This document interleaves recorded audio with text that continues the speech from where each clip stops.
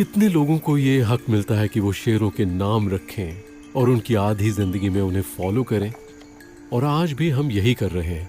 अभी भी जब हम उन स्क्रैप बुक्स को देखते हैं और उन सभी को नाम से पहचान लेते हैं, हाफ टेल, हनी, बीबी, कबीबी, क्लाउडी आई, मार्श लायंस, वो शेर हैं जिनके नाम हम पिछले 40 सालों से रखते आ रहे हैं। वो शेर जिन्हें हम आज भी देखते हैं, हम हमेशा एक खिंचाव महसूस करते हैं, जैसे कोई हमारे दिल के तारों को खींच रहा हो और हमें खींचकर वापस यहाँ ला रहा हो। सिर्फ मसाई मारा ही नहीं बल्कि यहाँ मुसियारा मार्श में भी।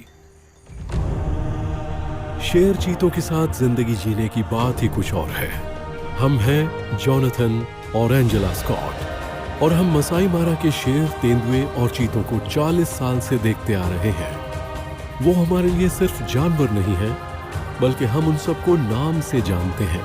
हमारे साथ है हमारे दोस्त जैक्सन ओली लुसेयर। इन्होंने अपनी जिंदगी मसाई मारा में ही गुजारी है और ये सभी जानवर इनके लिए भी उतने ही खास है जितने हमारे लिए। तो आइए हमारे साथ, क्योंकि आज हम उनकी जिंदगी की अंदरूनी कहानी से पर्दा उठाने जा रहे हैं।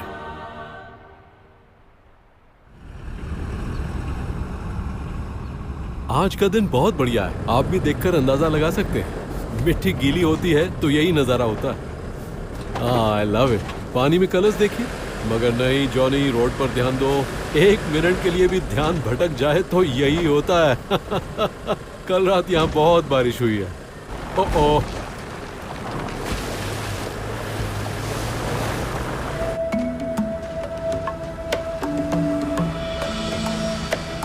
ये मार्श प्राइड का इलाका है, लेकिन हम इस इलाके को बिला शाखा कहते हैं। स्वाहिली में इसका मतलब होता है विदाउट फेल, क्योंकि यहाँ आपको हमेशा शेर मिलते हैं। ये 2 शेरनियां, हम इन्हें रेड और स्पॉट बुलाते हैं और उनके 3 बच्चे हैं। उनमें से एक बहुत छोटा है, करीब 10 हफ्ते का छोटा सा शेर। हम उसे कलेले बुलाते हैं। स्वाहिली में इसका मतलब होता है शोर मचाने वाला, क्योंकि वो हमेशा शिकायतें करता रहता है। वो चाहता है कि सबको हमेशा पता रहे कि वो कहाँ है। आगे मुझे कुछ शेर दिखाई दे रहे हैं। मुझे ऐसा लग रहा है वहां उन्होंने कोई शिकार मारा है, जिसका मतलब है कि बच्चों को कुछ खाने का मौका मिल सकता है।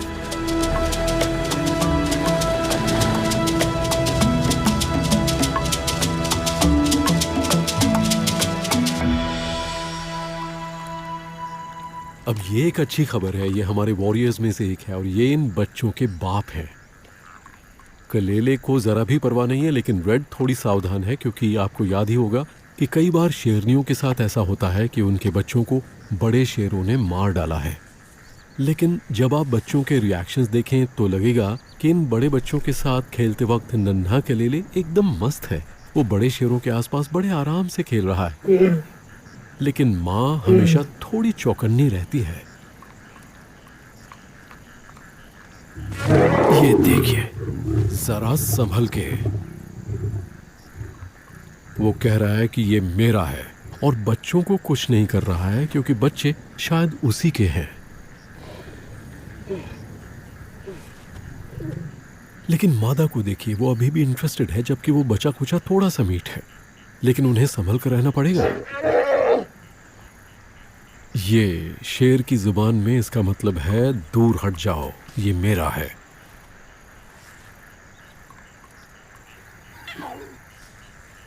नन्हा कलेले सीख रहा है कि शेर बनने का मतलब क्या होता है। वो बड़े शेरों के साथ बाहर घूम रहा है, एक बड़े समूह में आ गया है। लेकिन आप सुन सकते हैं ये उसी की आवाज है, इसीलिए हमने उसका नाम कलेले रखा है। कभी ख्याल रखना है। और लीजिए, हम पहुंच गए।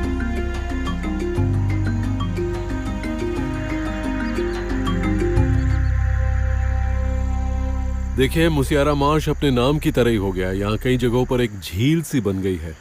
मैं इस डेव्स ट्री के पास आया हूँ क्योंकि मुझे लगता है कि शायद कबीबी और क्लाउडी आई अपने बच्चों को छोड़ गई होंगी, लेकिन लगता नहीं कि उन्होंने ऐसा किया होगा। आप देख सकते हैं कि बच्चे उस पेड़ के नीचे जिन गड्ढों में घुस जाते थे, उनमें अब पूरी तरह से पानी भर गया है। लेकिन मैंने उस तरफ 2 शेरनियों को जाते देखा है, इसलिए मैं उन्हें देखने जा रहा हूँ।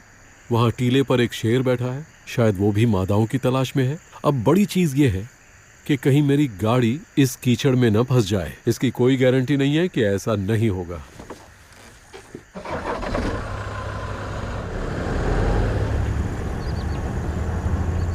वाओ, यहाँ कितना सारा पानी भरा। इसके लिए तो आपको एक एम्फीबियस व्हीकल चाहिए। या वैसे उन शेरों को हम कहीं ना कहीं ढूंढ ही लेंगे।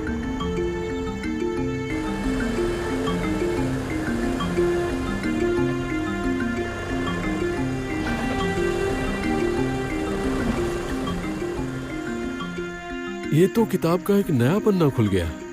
हम यहाँ कबीबी और क्लाउडी आई को ढूंढने में लगे हुए हैं और हमें क्या मिल गया?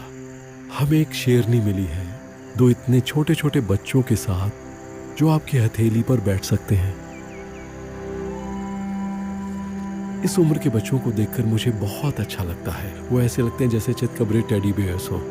बहुत ही प्यारे होते हैं। वो अभी खड़े होकर चल भी नहीं सकते। उनकी आंखें खुल गई हैं, जो आमतौर पर 7 से लेकर 12 दिनों के बीच ही खुलती हैं। और मुझे बहुत खुशी हो रही है क्योंकि मार्श प्राइड के इतिहास में अब एक और चैप्टर खुल गया।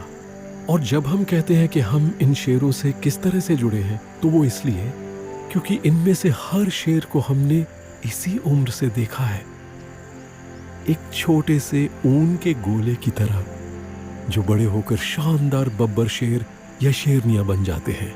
यही तो एक्साइटमेंट है, यही तो थ्रिल है, और यही खूबसूरती है जो हम इतने सालों से इन शेरों की जिंदगी को फॉलो कर रहे हैं।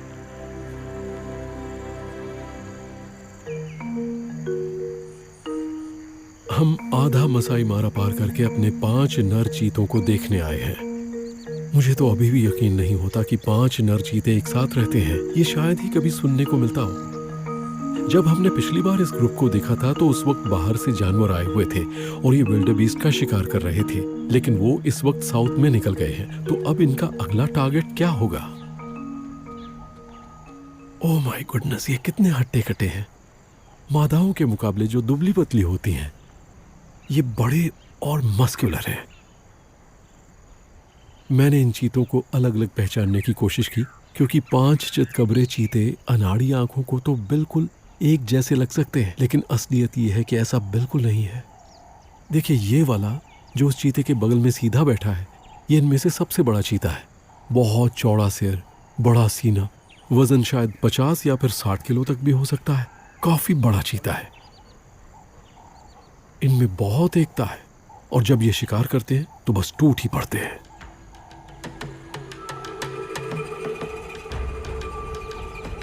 देखकर बस सांस ही थम जाए।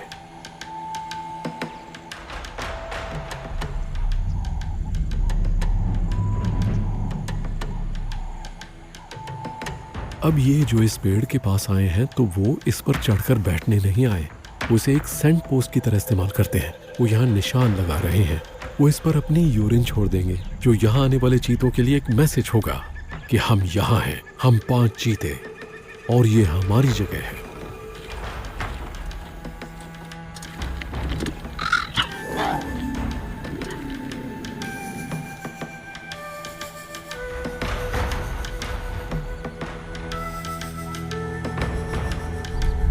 जब भी मैं इन 5 चीतों को एक साथ देखता हूं तो मुझे लगता है कि ऐसा नहीं हो सकता। आपको लगेगा जैसे कुछ चीते किसी बिग कैट सेंचुरी से बाहर निकल आए हैं, लेकिन ऐसा नहीं है। ये अफ्रीका है, ये असली है, और इसकी बात ही कुछ और है। शेरनियां हैं और उन तीनों के छोटे छोटे बच्चे हैं। बाईं तरफ है कबीबी, जिसके 3 बच्चे हैं, 4 में से 3 उसके हैं। दाईं तरफ है क्लाउडी आई, उसका एक बच्चा है, छोटी सी मादा, और वो उसे दूध पीने दे रही है।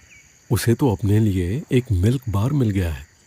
और बीच में है डाडा, जो एक बच्चे को दूर हटाने की कोशिश कर रही है। उसके 2 बच्चे हैं, लेकिन वो पीछे की तरफ उस पेड़ के नीचे या फिर घनी झाड़ियों में है। अब गौर से देखिए वो क्या कर रही है। उसमें दूध है। कबीबी का बच्चा उसका दूध पीने की कोशिश कर रहा है और वो कह रही है कि बिल्कुल नहीं। वो अपने पिछले पैरों को बच्चे से दूर हटा रही है और अपने थन को भी हटा रही है। और अगर वो तब भी नहीं माना तो वो उसे अपने दांत दिखा रही है। वो उसे बड़े प्यार से समझा रही है कि तुम्हें पता है, मैं भी एक माँ हूँ, मेरे अपने बच्चे हैं। ये दूध तुम्हारे लिए नहीं है, जाओ अपनी माँ के पास जाकर दूध पियो। तो इस वक्त आपको इन 3 शेरनियों का बढ़िया नज़ारा देखने को मिल रहा है, जो एक साथ बड़े मज़े से रह रही हैं लेकिन जहां तक बच्चों को पालने की बात आती है तो वहां वो अपने अपने तरीके से काम करती हैं।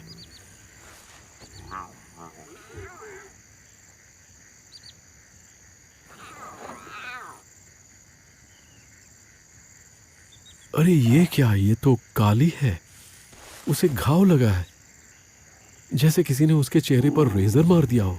उसके मुंह के किनारे से करीब कान तक एक कट लगा है, लेकिन आखिर ये कैसे लग सकता है? मैं बताता हूँ। ये शेर खाने के लिए बहुत स्ट्रगल कर रहे हैं। ये वॉर्ट हॉग्स का शिकार करते रहते हैं, और आप एक नर वॉर्ट हॉग को सही तरीके से अगर नहीं लेते तो उनके बड़े बड़े दांतों को, जो ज़्यादा घुमावदार नहीं होते, वो थोड़े नीचे होते हैं, कटारों की तरह।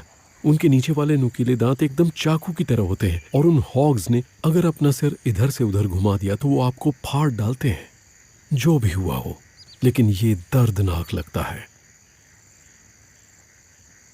देखिए, शेरों की जिंदगी बहुत मुश्किल होती है।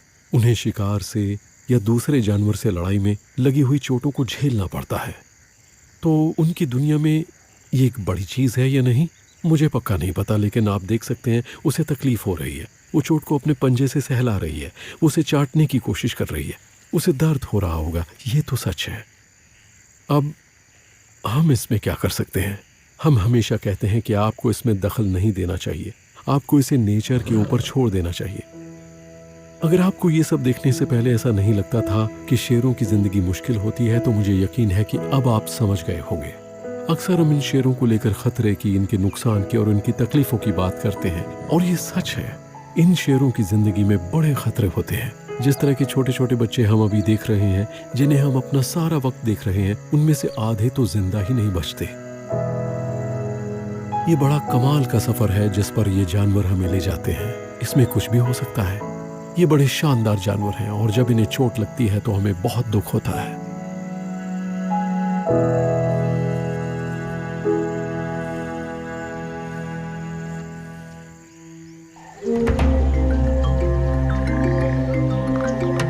अभी अभी हमारी अपने कैमरा टीम से बात हुई है। उन्हें ओलारी मिली है, हमारी मादा तेंदुआ माँ, एक नर के साथ, और मुझे समझ में नहीं आया उसके बच्चे हैं, वो उस नर से ऐसे ही मिल रही है या कुछ और बात है। चलिए चलकर देखते हैं। पिछली बार जब मैं ओलारी के साथ था तब उसके 2 नर बच्चे थे, अंडोगो और मकूमवा, लेकिन अब तो वो अकेले रह रहे होंगे। अभी तक किसी ने उसके नए बच्चों को नहीं देखा, यानी वो बहुत छोटे होंगे। लेकिन उससे भी बड़ी बात यह है कि क्या वो जिंदा है?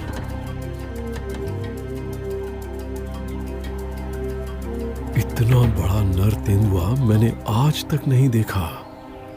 ये बहुत बड़ा है। ये तकरीबन जैगुआर जैसा लगता है, और इसकी मार्किंग्स कितनी क्लियर हैं। काले धब्बे, जिन्हें रोजेट्स कहते हैं, जैसे कि किसी ने काले रंग के अंदर अपनी उंगलियों को डुबोया और बस बूम बूम बूम। बहुत सुंदर है। ओके, मादा आ गई, जो उससे बहुत छोटी है। ये ओलारी है। मैं उन गोल निशानों को देख सकता हूँ जो उसके थनों पर है, जहाँ से उसके बच्चे दूध पीते रहे। लेकिन क्या अभी भी उसके बच्चे हैं? क्योंकि अगर उसके बच्चे हैं तो वो नर का ध्यान अपनी तरफ क्यों खींच रही है? इस वक्त तो ऐसा लग रहा है जैसे नर कह रहा हो कि ये सब क्या हो रहा है। एक मादा ऐसे ही किसी नर के साथ वक्त नहीं गुजारती। वो अपनी अपनी अलग जिंदगी जीते हैं।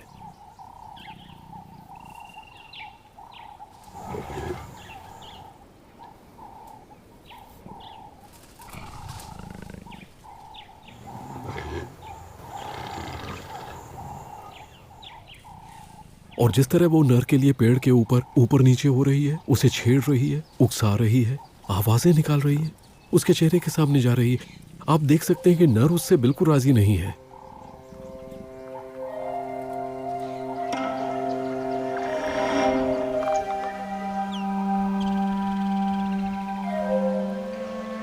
देखिए, अब वो जमीन पर है और वो फिर से वही सब कर रही है, वही सारी चीजें। उसके चारों तरफ घूम घूम कर उसे उकसाने की कोशिश करना। मतलब उसके सिर को थपथपा रही है, और नर तो ऐसा लगता है जैसे तैयार ही नहीं है, और अपनी पूंछ के नीचे से अपनी महक एकदम उसके चेहरे पर छोड़ रही है।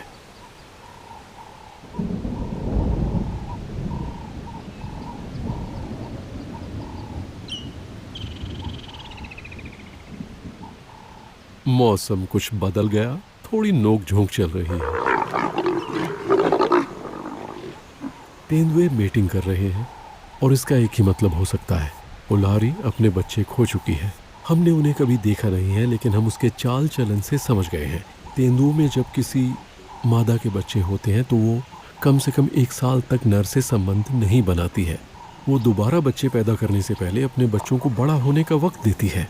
तो ये बहुत ही मार्मिक पल है। उसके बच्चे खो गए हैं, लेकिन वो एक नई जिंदगी शुरू कर रही है। जब इनका काम खत्म हो जाता है और नर अपना स्पर्म छोड़कर हट जाता है, जिससे मादा अंडे बनाकर गर्भ में छोड़ने के लिए उत्तेजित होती है, आउच! तब मादा पलटकर नर को रौंदना चाहती है और नर हर तरह से उसके वार से बचने की कोशिश करता है।